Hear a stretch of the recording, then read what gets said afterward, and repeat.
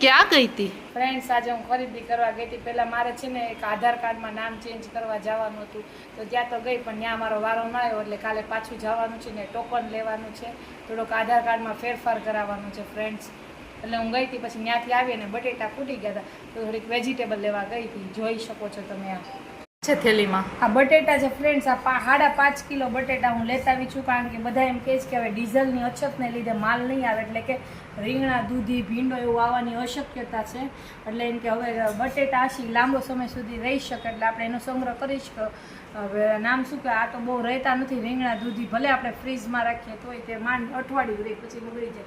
પછી ફુદીનો લાવી છું, કારણ કે પાણીપુરી ખુશ્બુ ખાવાનું મન થયું, તો હારે જો લીલી મરચી એની અંદર જ ભાઈ નાખી દીધી છે. એટલે બટેટા છે, દૂધી છે, ફુદીનો છે, લીલી મરચી છે, ત્યારબાદ આ કેરી છે, કેસર કેરી છે, ભીંડો છે, પછી આ કેસર, સરસ મજાની કેસર કેરી છે, વેલી મળી ખાઈ લઈએ.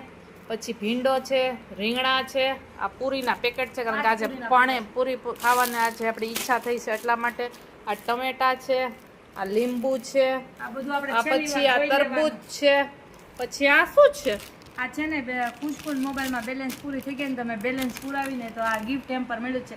આ નિતાંશના ભવિષ્ય માટે અમે લીધું છે, કે કાલ સવારે યુકેજી એલકેજી કાં તો બાલ મંદિર ભણવા જશે, તો એના મમ્મી એનામાં જમવાનું આપશે. લંચ બોક્સ છે. આમાં છે ને અથાણું આપશે, અહીંયા થોડું એવું દહીં, આમાં દહીં આપશે, અહીંયા અથાણું આપશે, અહીંયા પરોઠો આપશે, અને આમાં છાશ કે એવું આપશે. અને આ કેળા છે ફ્રેન્ડ્સ, તમે જોઈ ડાઉન થવાનું છે તે એવી વાત ચાલે છે શાક માર્કેટમાં, કે હવે બટેટા જોવા મળશે, કારણ કે બટેટા છે લાંબો સમય, જેમ કે અઠવાડિયું, મહિનો એમ રહી શકે છે, પણ બીજા બધા વેજીટેબલ આપણે ફ્રીજમાં રાખીએ તો એ અઠવાડિયું ચાલે છે.